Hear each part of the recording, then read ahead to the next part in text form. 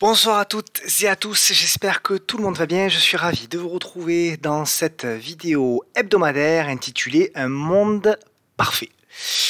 Avant de démarrer, comme d'habitude, le petit message d'avertissement qui stipule que le contenu de cette vidéo est à unique but pédagogique et informatif, qui ne constitue en rien un conseil et que vous êtes seul responsable de vos investissements et donc de vos trades. Pour celles et ceux qui veulent me suivre, comme d'habitude, sur Twitter, Tino-Trading, sur le groupe Facebook, le podcast de la bourse que je partage avec mes amis Laurent et Mathieu, et plus de 4000 membres maintenant, et puis la chaîne YouTube, sur laquelle vous pouvez bien entendu vous abonner. D'ailleurs, merci parce que vous êtes de plus en plus nombreux et c'est vraiment génial d'avoir vos retours. La dernière vidéo a battu le record du nombre de vues, donc c'est très agréable de voir que ce qu'on fait, ce qu'on met à disposition, il y a du retour, ça plaît. Et donc ça motive surtout, c'est là où je veux insister, hein, c'est que à chaque like que vous faites, ça me donne de la force pour pouvoir continuer, parce que certaines semaines, comme par exemple ce soir, je suis un petit peu plus fatigué et donc c'est pas toujours évident de trouver la motivation pour consacrer une heure de plus de sa semaine pour faire la vidéo. Mais je le fais toujours parce que c'est pour vous et aussi grâce à vous.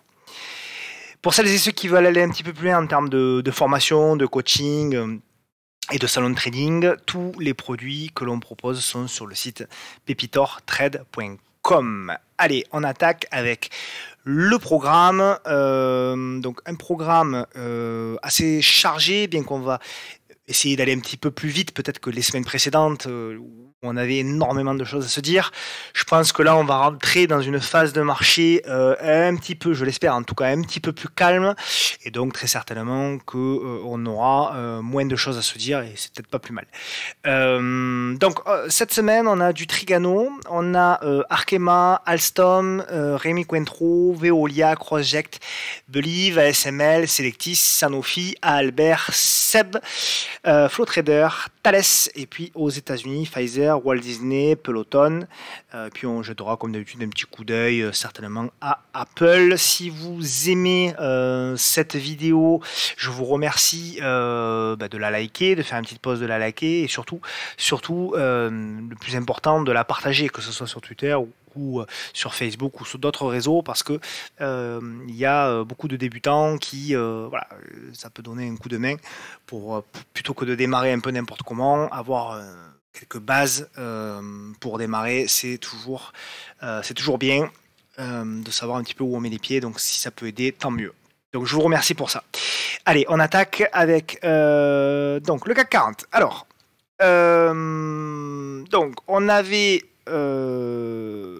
le rallye donc de 2018-2020, la chute du Covid, hop, le rebond technique, la consolidation congestion, cassure par le haut, la longue congestion de l'été 2020 qui a été finalement cassée par le haut, et puis on a entamé un bull market. Ce bull market s'est achevé sur une épaule tête-épaule, cassée, validée, avec un rebond technique monstrueux au mois de mars, et puis derrière on a eu une longue phase avec du zigzag, une longue phase baissière avec du zigzag, et puis finalement on a fait une espèce de triple appui finalement, puisque si on regarde les plus bas de mars, on était quasiment sur un triple appui, 1, 2, 3, même plus que des triples appuis, et puis finalement cette congestion elle a cassé par le haut, et puis on a entamé une phase de rebond que alors que plus personne voulait acheter en bas, maintenant bon, on lit un peu partout qu'on va peut-être faire de nouveau plus haut. Pour moi on est toujours sur jusqu'à preuve du contraire, et si je me base sur la théorie de dos, on est toujours sur des plus bas de plus en plus hauts, Donc on a des plus hauts de plus en plus bas, excusez-moi. On a ce plus haut là qui est au-dessus de celui-là, qui est au-dessus de celui-là, qui est au-dessus de celui-là, qui est au-dessus de celui-là, et jusqu'à preuve du contraire, celui que nous avons fait hier, pour le moment, il est inférieur, il est plus bas. Donc on est toujours sur une tendance baissière pour moi. Certes, on a fait un rebond important, spectaculaire, mais c'est des choses qu'on a déjà vues, puisque si on regarde un petit peu les rallyes précédents, par exemple on prend celui-ci, on avait eu un rallye de presque 12%, celui-ci on avait eu un rallye de 11%, bon celui-là il était plus petit, mais celui-là on avait un rallye, on oublie forcément à chaque fois, on oublie un petit peu facilement ce qui s'était passé, mais là, souvenez-vous, en 3 semaines, on avait un rallye de 19%. Il y a, au mois de mai, on avait eu quand même un joli rallye de 9%. Et là, on a fait un rallye depuis les plus bas de 13%. Donc finalement, quand on regarde un petit peu ce qui s'est fait depuis octobre 2021, donc il n'y a même pas un an, ouais, vraiment même pas un an, on va dire qu'en 9 mois, on a eu quand même 5 rallyes haussiers. Et ces 5 rallyes-là ont été quand même assez intéressants, puisqu'ils sont allés de 9% entre les plus hauts et les plus bas, jusqu'à 18%. Donc finalement, celui-là, qui est en cours, qui n'est peut-être pas fini, de 13%, il est certes très important, mais il n'est pas non plus si exceptionnel que ça de ce qu'on a vu précédemment. Et la force, en tout cas, de ce rallye-là, ne nous donne aucune garantie, contrairement à ce que je peux lire, que le marché baissier est terminé. Aucune. Donc voilà, donc pour le moment, on est toujours donc, sous des plus bas, sous des plus hauts de plus en plus bas. On est toujours également sous la moyenne mobile long terme à 200 périodes. Donc oui, ok, on a un rebond. Oui, ok, on est toujours au-dessus de la moyenne mobile à 10 périodes. Donc à court terme, je reste positif, certes. D'autant que tant qu'on tient, pour moi, le gap, là, très important pour moi, ce gap a plus d'importance que ce qu'on pourrait croire. Ce gap ici des 6350, je considère que tant qu'on ne le referme pas, on reste du bon côté pour pouvoir jouer potentiellement une consolidation à plat sur les prochaines semaines et pour pouvoir ensuite déterminer ce qu'on disait un petit peu la semaine passée. Hein. Alors je ne sais plus si c'est dans la vidéo du podcast ou dans celle que j'ai partagée avec les abonnés du salon. Mais voilà, après cette consolidation, après on choisira effectivement une direction ou par le haut ou par le bas. Mais effectivement, ce que moi j'espère, j'attends et j'espère, c'est que l'on ait une consolidation relativement à plat dans un range, un vrai range là pour le coup, qui serait de l'ordre de 250 à 300 points, pas plus, d'accord? Donc on pourrait même pousser, si on comble le range, jusqu'aux 6250 points, que je resterai positif et que je considérerai que toute cette zone, finalement, ça va être du zigzag en attendant la suite, en attendant la rentrée, en attendant des nouvelles macroéconomiques, etc. Voilà. Alors, est-ce que le marché peut continuer à monter? Bah oui, il peut, bien sûr. Tout est possible maintenant, effectivement. Quand on voit un petit peu les valeurs qui portent le CAC, c'est-à-dire le luxe, eh bien, on peut se poser des questions et on peut se dire que les probabilités, en tout cas, de ralentissement du momentum à minima est fort probable dans les prochaines semaines. Voilà. Donc, est-ce que ça veut dire qu'il faut shorter à tout va? Peut-être pas. On a quand même la preuve qu'on a un ralentissement. On a eu 2 preuves cette semaine, si je zoome un peu. Première preuve, c'est qu'on a eu pour la première fois une clôture sous le plus bas de la veille ici. Et là, aujourd'hui, on clôture également sous le plus bas de la veille. Donc, c'est quand même 2 premiers signaux, alors que ça n'était pas arrivé dans toute la phase de hausse. C'est 2 premiers signaux, pas d'alerte, mais juste de faiblesse dans ce trend haussier. La deuxième, pour moi, plutôt la troisième message d'avertissement, ce sera certainement quand on viendra à casser et à clôturer sous la moyenne mobile. C'est là où on se dira que là, forcément, comme on l'avait fait par exemple ici, là c'est généralement des signaux qui en tout cas nous alertent.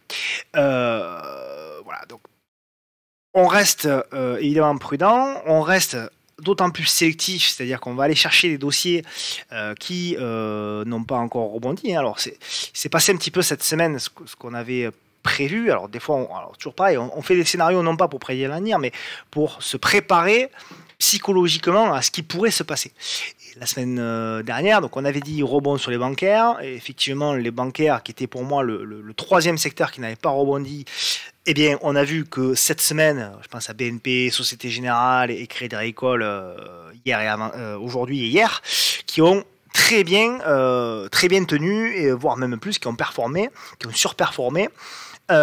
Et donc voilà, et on avait dit que derrière, vous avez dit cette semaine ou la semaine prochaine. Alors, le marché apparemment a commencé déjà.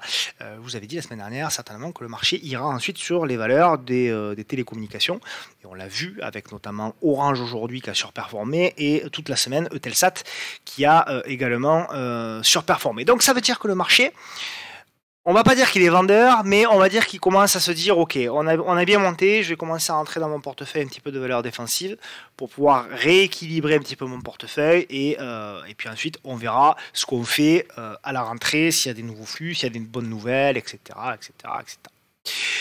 Donc voilà, donc très sélectif là pour la suite. On reste effectivement positif, mais on se dit qu'il ne faut pas faire n'importe quoi et que désormais les trades qu'on va prendre, ça va être des trades plutôt de court terme, ce que j'appelle plutôt de l'intra-swing, hein, c'est-à-dire du swing de quelques heures, de quelques jours, et on va forcément aller sur des valeurs qui au moins ou pas rebondissent encore ou peu rebondissent encore. Donc forcément, ça va être des dossiers moins qualitatif, forcément, mais peut-être que le marché se dira finalement, certes, c'est pas un super dossier, mais il est très en retard, donc je vais le jouer. Voilà, c'est un peu l'idée. Au niveau des small, on a comblé le gap, hein, on l'avait vu ce gap, donc cette semaine il a été comblé, parfait, donc je peux le supprimer. Pareil, donc on reste là aussi, hein, reste là aussi sur des plus hauts de plus en plus bas. Hein, d'accord. Donc on reste également sur une tendance baissière. On a un rebond qui est très spectaculaire, mais là aussi on a l'habitude de les voir. Toutefois, même si pour le moment on n'a pas la preuve, on n'a pas la certitude qu'on est dans un retournement de marché, on peut toutefois rester pour moi positif. On a un niveau qui a été marqué là, par le CAC Small, hein, qui est ce niveau-là, qui est pour moi le niveau important à court moyen terme, c'est le niveau des 12 600 points.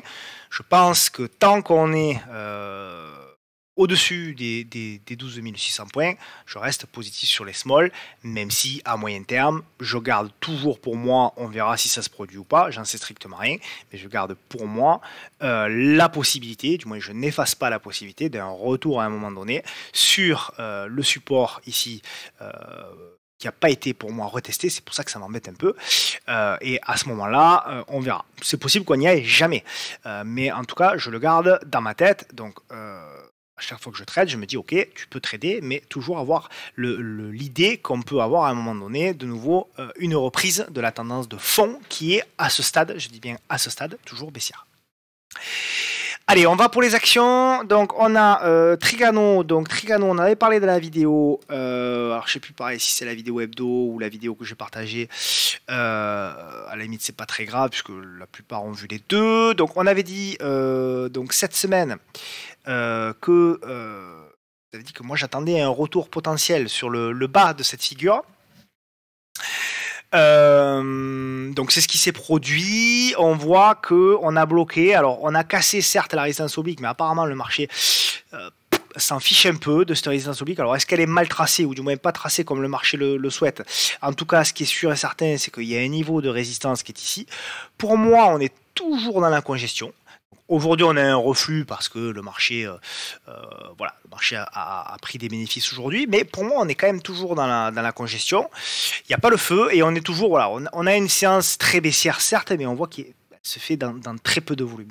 Donc pour moi, la séance d'aujourd'hui, elle n'est pas forcément significative et on est toujours dans la congestion avec là aussi, on le voit, des volumes qui sont descendants. Donc on va également, c'est un titre qui n'a pas rebondi, c'est un titre qu'on va surveiller. Et pour moi, le signal, là, il est assez clair hein, maintenant. Il faudra dépasser et s'installer au-dessus des 97 € pour Trigano pour pouvoir valider un potentiel début de retournement. On a du Arkema. Alors Arkema, c'est une valeur sympa.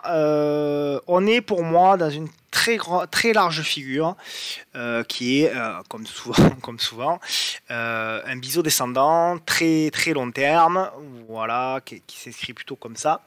Et donc, on a fait effectivement, vous voyez, on avait une grosse zone effectivement de travail, hein, qui était ici, qui avait fait également support, et là on est venu également faire le support. On a fait une espèce de congestion, alors elle est volatile, hein, Arkema, on a fait une espèce de congestion congestion, on a fait le rebond.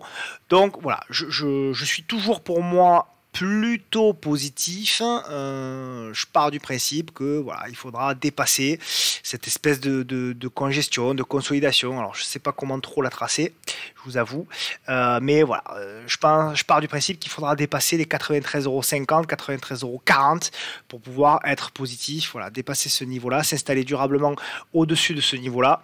A contrario, si on recommence à passer notamment en dessous des 88 €, il faudra revenir vigilant parce que certainement qu'on ira retester le bas du biseau dans cette zone-là. Voilà. Mais pour le moment, en tout cas, il n'y a pas de quoi s'affoler. On maintient très très bien la moyenne mobile 10 périodes. C'est plutôt pas mal, à ce stade, en tout cas, au niveau de Arkema. Alstom. Alors, Alstom, j'en ai parlé également, fait partie des valeurs des big cap que je suis de près, que j'aime bien. Peut-être une des plus belles configs sur big cap actuellement, qui n'a pas beaucoup, rebondi. Voilà, donc on est dans la congestion, on est en train de travailler la résistance oblique, on voit qu'elle fait une séance verte alors que les indices ont été plutôt hésitants. J'aime bien la config. Voilà, j'aime bien la config. Je pars du principe qu'il faudra dépasser là aussi les 25 € pour pouvoir valider quelque chose et ensuite il y aura le très gros niveau, hein. Le très gros niveau qui sera voilà, toute la zone ici, en gros, hein, toute la zone ici entre 26,80 et 27,88. Donc voilà, donc dans un premier temps, s'affranchir de la résistance oblique, venir au contact ici de la zone des 27 € et puis ensuite peut-être faire une consolidation pour pouvoir jouer le retournement moyen-long terme. Voilà le scénario que moi je joue. Je suis actionnaire. Hein. Je suis actionnaire. Alors moi j'avais pris... on avait pris même sur le salon, hein, il n'y a pas que moi. Sur le salon, moi j'avais proposé, je crois que je vous en ai parlé la semaine dernière, ou peut-être dans la vidéo, bon, peu importe. En tout cas, on avait pris la cassure ici de cette petite bougie-là, la cassure des 22,54 €. Donc le gain latent sur cette position-là est de 5% et quelques. Donc voilà.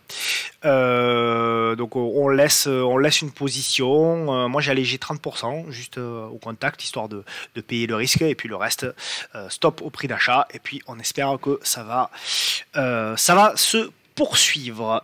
Ensuite on a du Veolia. Alors Veolia tient une config pareil, hein, sur Big Cap. Qui est pas mal. Donc Veolia, c'est une tendance plutôt haussière, alors pas sur le très très long terme, mais depuis 2011. Voilà, parce que sur le très très long terme, si on part depuis 2001, vous voyez, c'est plutôt un range depuis 2009. Mais par contre, effectivement, si on est en journalier, on va dire que depuis 2011, on est quand même sur une tendance haussière. Ce qui est intéressant sur Veolia, il y a plusieurs choses. La première, c'est qu'on est venu s'appuyer, vous voyez, sur cette zone de polarité ici. Donc ça, c'est plutôt un point positif. Ça veut dire que pour le moment, on a bien tenu. Ce qui est intéressant également au niveau de Veolia, c'est que on a, alors on a un repli, voilà, on a un repli sur la résistance oblique, voilà, qui est ici. Hop, alors elle n'est pas forcément hyper propre, mais elle est assez lisible. Ah, décidément. Tac, je la refais, pardonnez-moi. Vous avez compris l'idée, hein. Configurer, je vais la mettre en épaisse, voilà. Grosso modo, donc c'est pareil, hein, je ne ferai pas le combat de la robe, puisque on s'en fiche, mais l'idée, pour savoir laquelle est bonne, mais l'idée c'est ça, l'idée c'est que grosso modo on a cassé la résistance oblique, et l'idée c'est que maintenant on fait la petite congestion.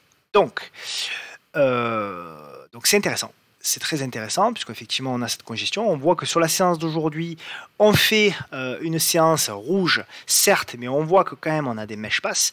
Donc on voit que quand même on a ce niveau là ici, hop,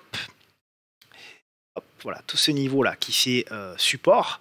Donc l'idée grosso modo à suivre pour la semaine prochaine, s'il se réalise, c'est de se dire bon ben ok, si on arrive à casser la congestion, jouer le scénario pour aller chercher des objectifs. Donc en objectif, on aurait la zone, pourquoi pas des, on va dire 26,80 €, 26 €, 26,80 €, 27 €, et ensuite la moyenne mobile à 200 jours, et après on verra. Là aussi, on voit que bon, il n'y a pas forcément énormément de volume, donc on peut considérer que on est en consolidation. Donc c'est un titre que je vais surveiller à titre personnel la semaine prochaine. Alors, ensuite, on a du CrossJect. Alors, CrossJect, alors je suis très content parce que je sais qu'il y en a qui l'ont prise suite au partage de la vidéo du salon, la vidéo des opportunités week-end. Voilà, ça s'est très bien passé. Donc, l'exemple type de ce qu'on recherche. Donc, on recherche des trends, alors si possible des trends haussiers, au moins à moyen long terme, mais pas que. On cherche des consolidations à plat et on cherche surtout de la congestion. Et ce qu'on avait dit dans la vidéo des opportunités week-end, qui était donc dédiée aux abonnés à la base, mais que j'ai partagé, c'est que en cas de cassure des 3,30, on pouvait aller chercher des objectifs assez intéressants, et que là, effectivement, regardez, avec un risque qui était au départ de 3,30 à peu près, on est allé chercher 15,76. Donc ça veut dire que sur un risque de 1, on est allé chercher 1, 2, 3, 4 et pratiquement 5 fois le risque. Donc ça veut dire qu'il suffit d'avoir raison, même pas 30% du temps, pour pouvoir être rentable sur ce type de configuration-là. Donc je suis très content parce que j'ai eu pas mal de messages de personnes qui l'ont prise, même si j'avais conseillé de faire attention et de mettre des tailles de position modérées. Alors apparemment, les gens qui ont pris ce trade ont eu des tailles de position modérées, donc ça va, puisque c'était quand même une biotech, donc soumise aux news, etc. Donc il faut toujours faire attention. Mais en tout cas, voilà, je suis très content pour ceux qui l'ont prise, bravo à eux.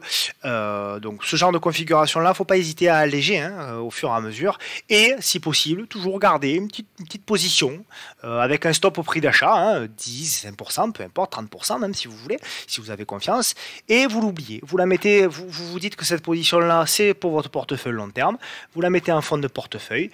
Et une fois par semaine, une fois pas tous les 15 jours, vous la regardez pour voir si vous pouvez potentiellement monter les stops pour jouer. Vous voyez, par exemple, si là, la semaine prochaine, CrossJect vient augmenter, vient à casser le dernier plus haut ici, eh bien, vous remontez votre stop moyen-long terme sous le dernier plus bas ici et au fur et à mesure, vous montez. Voilà ce que je conseille en tout cas de faire dans la méthode. Ensuite, on a du Believe. Alors pareil, Believe, une config donc, que j'avais proposée, qui a super bien fonctionné, donc très content. Alors moi j'avais pris également une position, pas mal du salon également. Je sais que pas mal de gens qui ont suivi la vidéo avaient pris également. Donc là voilà, typiquement, vous voyez, réduction de la volatilité, pratiquement plus de volume. Et au bout d'un moment, qu'est-ce qui se passe?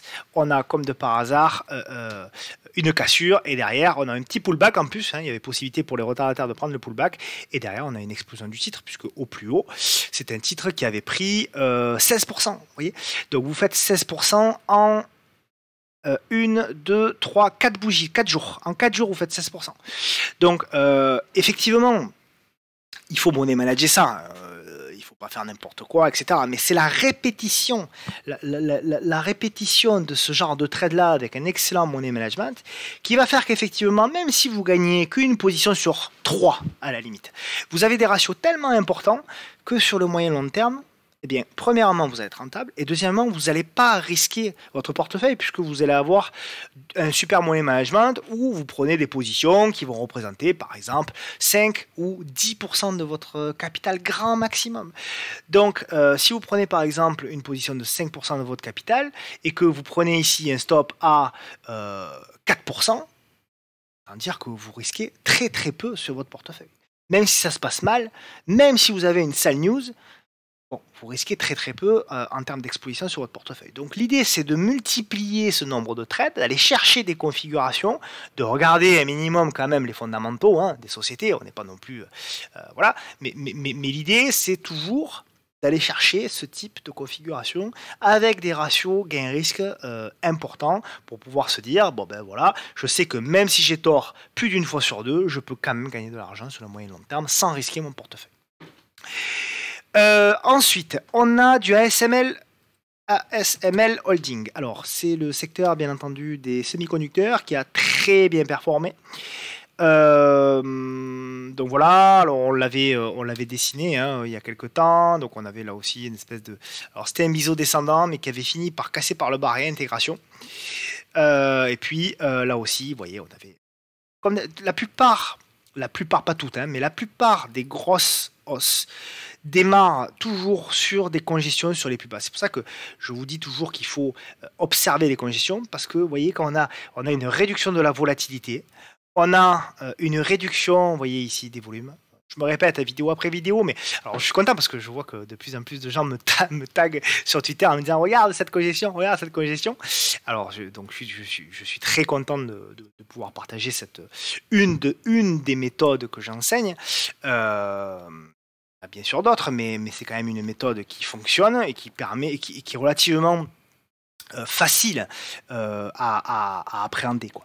Donc vous voyez, on avait une réduction de la volatilité, congestion, casse par le haut, derrière accélération, et derrière avec un stop, par exemple si vous tradez la cassure, vous mettez un stop sous le dernier plus bas, par exemple sous le plus bas ici des 422, ça vous faisait un stop à allez 5%, 5-6%, ce qui est beaucoup pour moi, mais ce qui reste quand même pour des semi-conducteurs comme ASML Loading qui est très volatile, qui reste relativement peu. Et derrière, vous allez chercher 30% de rémunération. Donc, c'est très intéressant. Alors maintenant, au niveau de ASML Loading, bon, on a fait pour moi le mouvement. Il va y avoir du zigzag. Et pour moi, il n'y a rien à faire si ce n'est de l'intra-swing avec des cassures de petites bougies. Mais sinon, grosso modo, l'idée, c'est de se dire on va laisser congestionner cet été et on va voir la figure que ça va nous faire. On fait une figure de congestion, on peut la trader et on essaye, si on la casse par le haut, de la jouer. On fait une figure de congestion et finalement elle casse par le bas, on laisse tomber et à ce moment-là on va attendre que ASML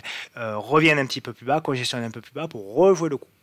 Donc voilà, c'est toujours la même chose, hein. L'idée c'est de pas c'est le défaut de la plupart pour moi des traders, c'est que des traders, alors des pseudo traders de Twitter qui pensent qu'ils vont parvenir à prédire l'avenir.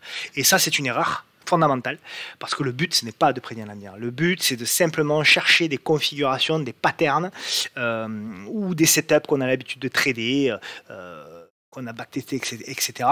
Et de se dire, bon ben voilà, ce type de setup-là, à ce moment-là, à cet endroit-là, je sais qu'il a 50% de chance de me donner des gains et que ces gains-là sont 2 ou 3 fois supérieurs à ce que je peux perdre si ça se passe mal. Quand vous voyez des pseudo-traders sur Twitter qui vous montrent des configurations en vous disant il y a un support, ça va rebondir sur le support, et que ça rebondit sur le support et qu'ils vous envoient un émoticône avec un bisou avec un cœur pour vous faire croire que c'est parce qu'ils ont eux décidé que le marché allait rebondir là qu'il a rebondi, c'est que ces gens-là, ou ils tradent pas, ou ils tradent avec des subs très petites, ou voilà. En tout cas, pas des gens très intéressants. Ce qui compte, c'est pas de suivre sur Twitter des gens qui ont raison. Ce qui compte, c'est de suivre sur Twitter des gens qui vous proposent des configurations, qui vous proposent des stratégies, qui vous proposent des plans de trade, où ils savent dès le départ le risque qu'ils vont prendre. Voilà. C'est ça qui est important, et c'est là-dessus vraiment que vous devez, qu'on doit pour moi s'axer. Je me fais moi aussi mon auto-débrief, parce que même si je le sais, ce que je vous répète, puisque je vous le dis, ça fait toujours du bien de me le répéter à moi aussi, mais c'est vraiment ça qu'il faut prendre en considération. Donc, chercher des patterns de retournement. Vous voyez, là, il y en avait un également, un pattern de congestion. Voilà. Donc, il y a eu une hausse derrière, ça n'a pas tenu, mais il y avait déjà quelque chose à faire, puisque entre les plus bas et les plus hauts, il y avait quand même 7% à faire. Donc, on peut alléger et ensuite mettre le stop au prix d'achat. Et après, effectivement, on se fait sortir. Bon, ben voilà, c'est pas très grave. On recommence, on va chercher plus bas, etc., etc., etc. Toujours la même chose, la même idée. Ensuite, on a du Selectis. Alors voilà, Selectis, pareil, action que mes amis de Boursorama, que j'embrasse d'ailleurs, m'avaient reproché de la pumper. Alors pour information, Selectis, elle est cotée aux États-Unis, messieurs de Boursorama, donc je n'ai strictement aucune influence sur le cours de Selectis. Malheureusement d'ailleurs, j'aimerais bien en avoir de l'influence parce que j'en ai plus maintenant, mais j'aimerais bien avoir de l'influence, mais malheureusement j'en ai pas. En tout cas, ce qui était intéressant, donc on en avait parlé dans la congestion ici, donc je crois que c'était la vidéo la semaine dernière, non je crois que c'est la semaine dernière.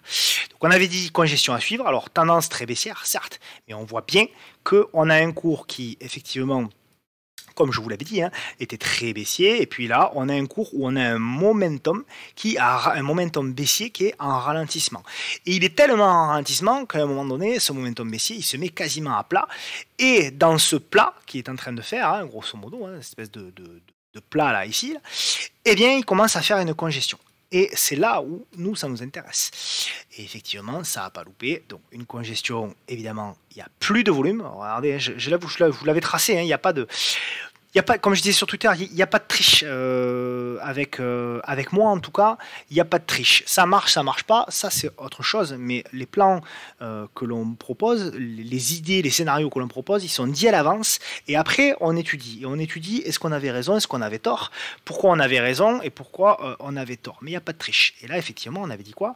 On avait dit il y a une congestion, il y a une réduction de la volatilité. Et là qu'est-ce qui s'est passé? C'est que d'un coup on a fait le break et d'un coup qu'est-ce qui s'est passé? On a eu les volumes qui sont arrivés. Évidemment, qu'est-ce que ça veut dire? Ça veut dire que certainement, il y a en tout cas des investisseurs qui accumulent là-dedans et d'un coup, ils poussent très fort pour faire venir du monde et pour pouvoir relancer une dynamique et pour pouvoir, eux, après, sortir plus haut à potentiellement 20, 25, parce que là, entre le vendredi où on a parlé, mine de rien, donc c'était vendredi 29, entre vendredi, la clôture de vendredi où on a parlé de Selectis et la clôture de ce soir, en une semaine, le titre a pris 28% quand même. Donc c'est pas rien. On parle pas d'un petit mouvement. Donc certes, c'est risqué parce que c'était une biotech, mais on parle pas d'un petit mouvement. Donc voilà, toujours pareil, les mêmes configs. Sanofi, donc c'est un titre qui m'intéresse, mais pas là. Parce que pour moi, on est, ce que je vous parle régulièrement, on est dans une figure de consolidation, dans une tendance haussière de fond. Pardon, je rase ma chambre, ça c'est mes nombreux backtests. Hop là, je range un peu, voilà. Donc on est sur on a un niveau pour moi de support oblique. On a le premier pêche qui est ici, d'accord. Hop. Voilà. On a eu pour moi le premier pêche qui est ici, d'accord. Et maintenant on a la correction, la consolidation. Ce qui fait que pour moi, je serais intéressé par Sanofi seulement à partir de la cassure de ce plus bas ici. Voilà. Une fois qu'on aura cassé ce plus bas ici, alors maintenant je range ma chambre, maintenant que vous avez compris le délire, je ne serai intéressé qu'à partir du moment où on cassera à la baisse les 92,44. Ça ne veut pas dire que je vais acheter bêtement une fois qu'on va casser les 92,44. Ça veut dire qu'à partir du moment où, comme ici, on a cassé le plus bas, on a explosé. Comme ici, on a cassé le plus bas, on a explosé. J'attends ici la cassure du plus bas. Hop, pardon. J'attends ici la cassure. Potentiellement, peut-être elle n'arrivera pas. Hein. Peut-être on va casser le plus haut et puis derrière, on va partir à la hausse dans ce moment-là. Pas de souci, mais ça ne m'intéressera pas. Mais par contre, si on vient à casser le plus bas, qu'on vient toucher le support oblique, qu'on me fait un petit signal de congestion ou un petit signal d'achat, alors là, avec un stop sous le dernier plus bas, je pourrais potentiellement jouer le mouvement haussier. Donc voilà la stratégie, voilà le plan. Un plan, ça se prépare parfois des jours, parfois des semaines à l'avance. Et là, moi, sur Sanofi, ça fait plusieurs semaines que j'ai ce plan en tête. Réalisera pas, j'en sais rien. Mais en tout cas, voilà la stratégie que moi, j'opterai. Parce que là, si on prend un risque, vous voyez, par exemple, par là, de 2-3%, et qu'on vise les derniers plus hauts à aller chercher, on aurait potentiellement un très très bon ratio. Donc voilà, typiquement, le vrai boulot du trader. Sur Twitter, il y a des pseudo-traders qui vont vous dire on va venir toucher le support. Moi, j'en sais rien si on va venir toucher le support. Mais ce que je sais, c'est que si on vient toucher le support, c'est un scénario qui va pouvoir potentiellement m'intéresser. Ensuite, Albert. Donc, alors je suis content parce que c'est une valeur qui est peu connue. Albert, que j'aime bien. Alors, regardez. Très intéressant. Très intéressant, pourquoi? Sur Albert, on avait une zone de support. De support qui avait fait polarité, zone très travaillée, la zone des 35, on va dire 35 € globalement. Donc vous voyez, résistance, cassé, résistance ici, cassé, pullback. Et là, on revient, qu'est-ce qui se passe? On revient fin juin, on revient sur cette zone. Alors j'en avais parlé sur Twitter, c'est pour ça que c'était déjà tracé. Je vous l'avais montré sur Twitter pour ceux qui me suivent. On revient sur la zone et qu'est-ce qu'on fait? mesdames et messieurs, qu'est-ce qu'on fait? On fait, comme d'habitude, une congestion. Et cette congestion, elle se fait comme d'habitude, sans aucun, en tout cas avec un affaiblissement assez fort des volumes, une réduction assez forte des volumes. Et derrière, qu'est-ce qui se passe à partir du moment où on casse la résistance oblique? Eh bien, effectivement, on a une hausse qui se fait, et on a une hausse, pas des moindres, hein, on a une hausse qui se fait à partir de la cassure, on a une hausse de 15%. C'est un titre qui est très liquide, c'est un titre qui échange 10 millions d'euros par jour. Donc voilà, on ne parle pas d'une small cap. Voilà, donc maintenant, pour moi, le mouvement est fait. Le premier mouvement est fait. Ce qui va m'intéresser maintenant, c'est de voir comment on va consolider. Là, j'en sais strictement rien. Pour moi, la figure, elle ressemble plus à rien. Vous voyez, on a une espèce de, on a eu la hausse, et puis là, on essaye de faire un truc comme ça. C'est même plutôt assez, pour le moment. Voilà, est-ce qu'on n'est pas dans une espèce de, je sais pas, dans une espèce de biseau d'élargissement, je sais pas. Honnêtement, il est beaucoup trop tôt. Donc on va attendre, on va patienter. Ou est-ce qu'au contraire, on est en train simplement de faire, voilà, on est en train de consolider sous cette oblique. Et là, dans ce cas-là, ça pourrait être intéressant, par exemple, de faire un petit, voilà, une petite consolidation comme ça pour jouer la cassure ici derrière le break qui aura lieu peut-être à la rentrée. Mais en tout cas, j'ai pas de setup.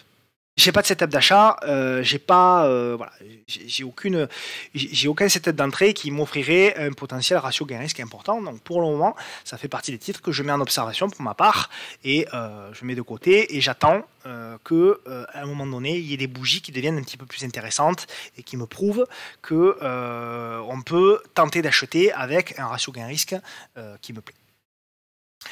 Seb, alors Seb fait partie des valeurs, voilà, fait partie des valeurs que cas pratique. Allez, on va le regarder ensemble, cas pratique.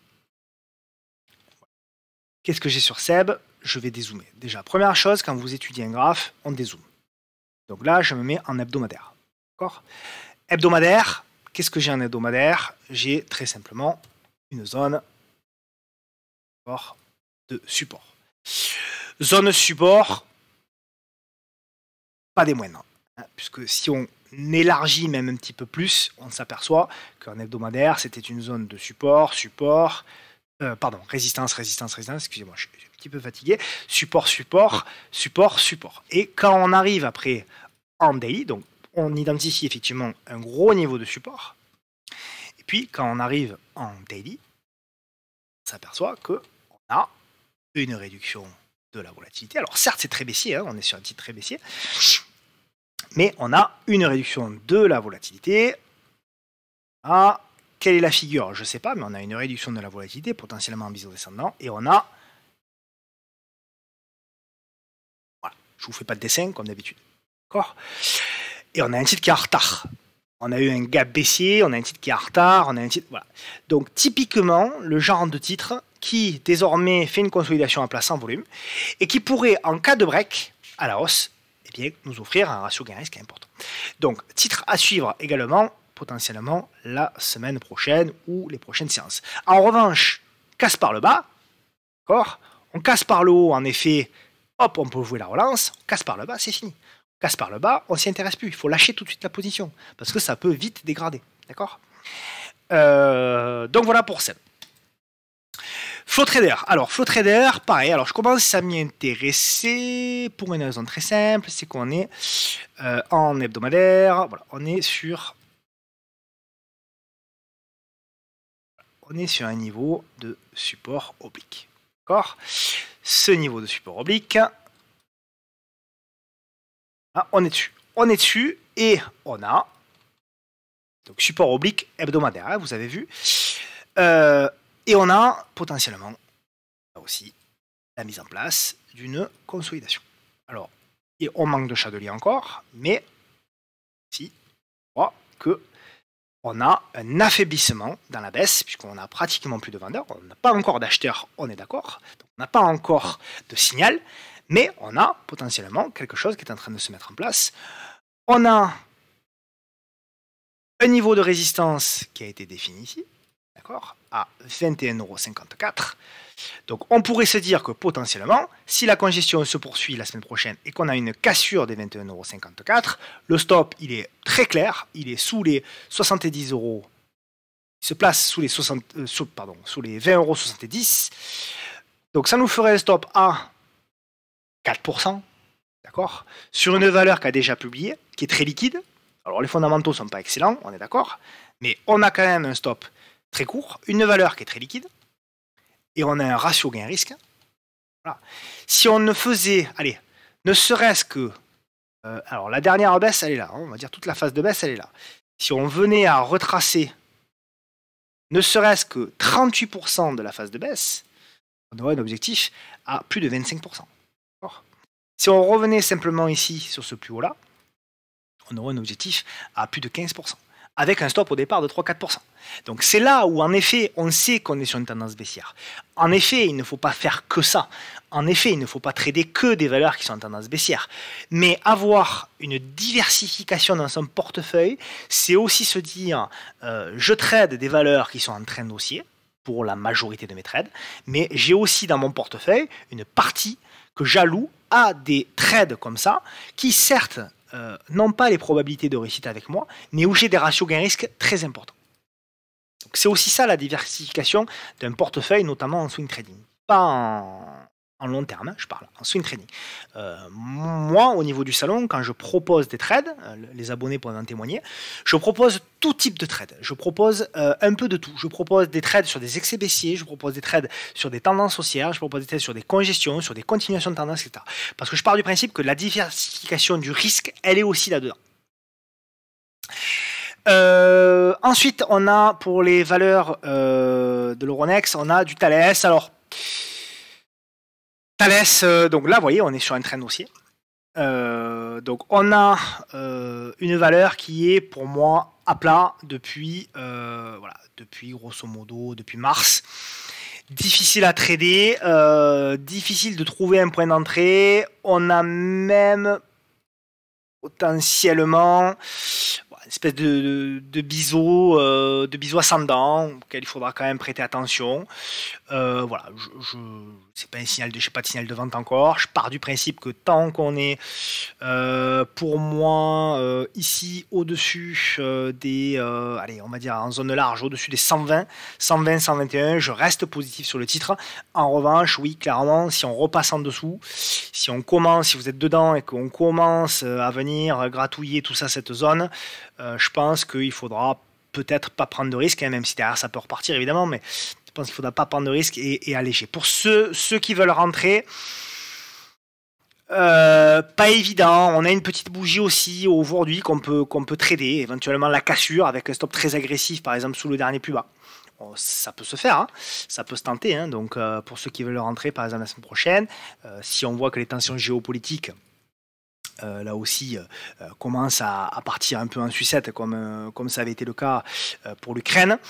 Pourquoi pas se dire qu'à ce moment-là, effectivement, en cas de cassure de la bougie là, on pourrait repartir, on pourrait même casser le biseau ascendant par le haut et là vraiment exploser et faire quelque chose d'exponentiel pour la suite.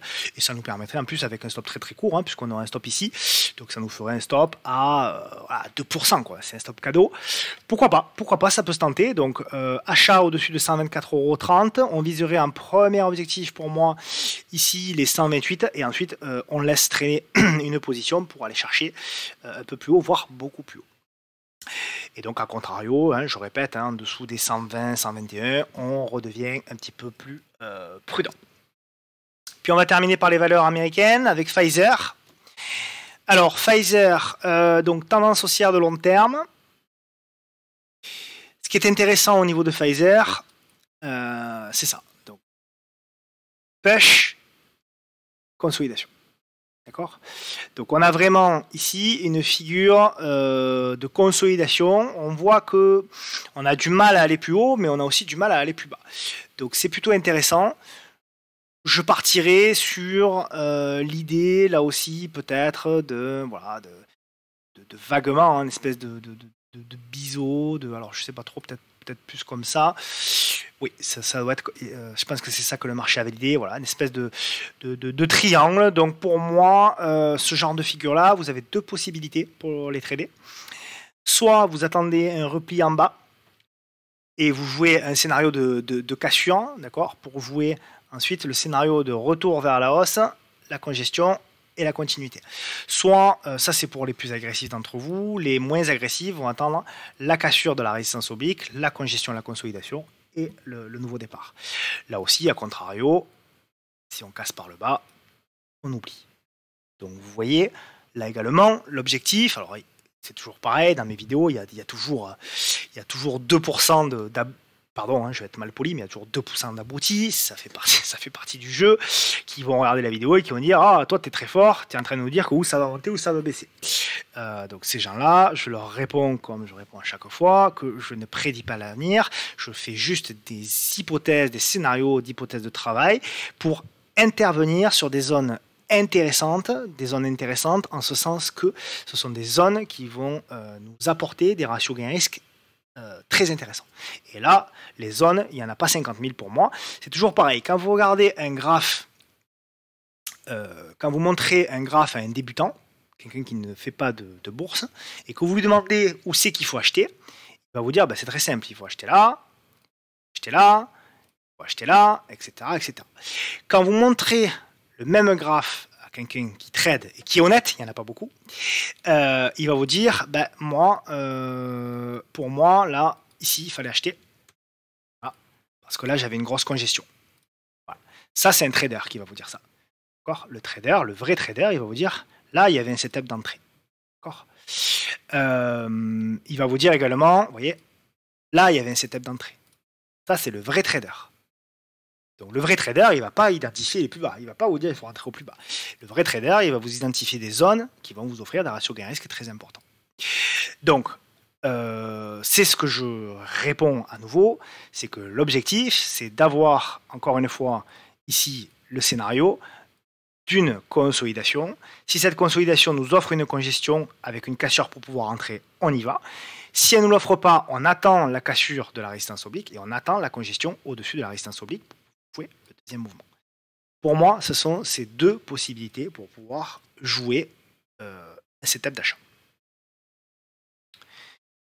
Walt Disney, alors je suis très content parce que c'est une position que j'ai partagée sur Twitter. Donc Walt Disney, donc scénario long terme. Alors moi, on me pose souvent des questions sur mon portefeuille US. Alors mon portefeuille US, déjà, c'est un petit portefeuille. Et puis c'est un portefeuille que je ne trade pas. Enfin, que je ne trade pas. C'est des positions. J'essaye de prendre des positions le plus près possible de zone d'achat, mais c'est des positions sur lesquelles je n'ai pas envie de faire des allers-retours, sur lesquelles je subis les retracements, etc.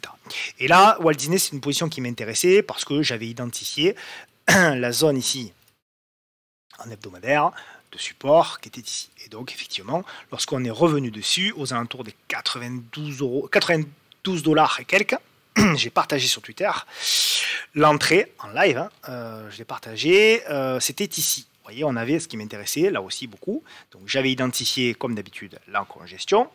Et hop, voilà, et j'avais dit, bon ben moi, la congestion, je rentre. Et donc j'étais rentré par anticipation, mais j'avais pas envie de la trader. Et effectivement, la congestion, elle a cassé par le haut. Alors on a fait le retracement. Derrière, on est reparti par le haut. Est-ce que c'est le moment de rentrer sur Disney? Pas forcément. Il peut y avoir, alors pour le moment, c'est toujours une tendance baissière sur Disney, on est d'accord. Là aussi, on est toujours sur des plus hauts, de plus en plus bas. D'accord? Là et là. Donc il faudra, pour moi, pour Disney, pour pouvoir commencer à parler d'un début de retournement moyen-long terme, il faudra casser dans un premier temps ce plus haut-là, à 115 ou 116, consolider et refaire un nouveau plus haut. Et là, on pourra dire qu'effectivement, on est sur une figure de retournement. Ce que j'aimerais beaucoup voir sur Disney, c'est ça. Et hop, un retour potentiellement sur la zone ici. Voilà. Et là, dans ce cas-là, on pourrait y voir une figure de retournement, pour ceux qui la connaissent, en épaule, tête-épaule inversée. Voilà, le scénario, pour moi, de Disney, ça collerait sur une petite consolidation supplémentaire, là, elle est consolidée un peu aujourd'hui, une petite consolidation supplémentaire de 5-6%, avant, je l'espère, de repartir sur le moyen long terme. Et puis, avant de finir par Apple, on va parler de Peloton. Alors, Peloton intéressante Peloton. Donc, c'est une grosse consolidation, puisqu'on a une consolidation de 95% de plus haut. Valeur qui a été malheureusement beaucoup pumpée aux États-Unis, beaucoup recommandée pour ses fondamentaux et tout ça, et puis on a vu qu'elle s'est écroulée. Donc là, on a beau être long terme, ça fait mal. Ce qui est intéressant, c'est qu'on avait un petit biseau descendant. Ce biseau descendant, alors je ne sais pas s'il était bien tracé, mais peu importe, vous avez compris l'idée. Donc vous voyez, on avait une grosse tendance baissière, ralentissement du momentum baissier, consolidation, congestion, on casse, et là, on fait le mouvement de ralentissement du momentum baissier. Donc, j'efface tout. Maintenant, pour moi, voilà, on est en train de travailler un gros range, qui est ici. Voilà. Je pars du principe que pour ceux qui veulent rentrer, il faudra rester au-dessus des 11,50 $, 11,90 $ à peu près, pour pouvoir valider le retournement. Voilà, et le stop d'invalidation, alors il est loin, hein, mais le stop d'invalidation, il est sous le range pour moi. Et par contre, les objectifs, alors là, ils sont très élevés, puisqu'on joue le scénario long terme. Mais là, c'est pareil, même si le stop, potentiellement, il serait à 20%, sur ce genre de valeur-là, il y avait également cette résistance oblique là, qui était peut-être un petit peu plus judicieuse d'ailleurs. Sur ce mouvement là, clairement, hein, moi là, je vise, j'en ai pas, hein, je vais peut-être m'y intéresser. L'objectif, c'est d'aller chercher le gap ici, hein, et le gap sur ce genre de valeur là. Et à rien que l'entrée du gap sur ce niveau ici, il est à 420%. Donc l'idée, c'est que certes, on met un stop à 20%, mais taillez votre position. Mais l'idée, c'est d'aller chercher 4 fois aussi, 4 fois la mise qu'on met. Donc on va potentiellement, si on met par exemple 1000 €, vous allez risquer 200 €, certes, mais l'objectif, c'est d'aller chercher un gain de 4000 €. D'accord ?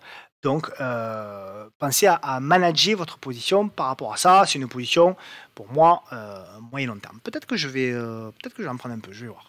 Selon ça peut une petite position, on va voir. Et puis, on va terminer par Apple. Donc, Apple, toujours haussier, hein. Toujours haussier. Donc, je vais enlever les scénarios qu'on s'était fait, qui ont été plutôt pas mal suivis. Apple, pour le moment, il n'y a pas le feu, quoi. Il n'y a pas le feu, donc on est pour moi positif tant que, toujours pareil, on reste au-dessus de cette oblique-là et au-dessus de la moyenne mobile 200. Donc toujours pareil, Apple, je reste positif et donc, a fortiori sur le Nasdaq, positif au-dessus des 150, 155 $ au niveau de Apple. Donc voilà, en synthèse, pour la semaine prochaine. Je pense qu'il faut aller chercher des valeurs qui n'ont toujours pareil, qui n'ont pas rebondi, des setups avec des stops courts, et puis bon, rester vigilant, quoi, hein, parce que là, on a quand même fait un joli mouvement. Je pense qu'il va y avoir un petit peu plus de calme sur les marchés. Voilà, il faut rester prudent, vigilant, trader avec des stops courts, avec des configurations semblables à celles que je vous montre régulièrement. Et puis voilà, quoi, hein, essayer de profiter des vacances pour ceux qui sont en vacances et trader un petit peu, je dirais, un petit peu sous-exposé par rapport à ce qu'on a pu faire sur les dernières semaines. Voilà. Écoutez, je vous remercie encore une fois. Merci pour vos commentaires. N'hésitez pas en commentaire à me dire ce que vous avez pensé de la vidéo. N'hésitez pas à la partager sur les différents réseaux sociaux. Ça aide beaucoup la chaîne. Merci. Je vous souhaite de passer un excellent et un agréable week-end. Allez, salut, ciao, à la semaine prochaine.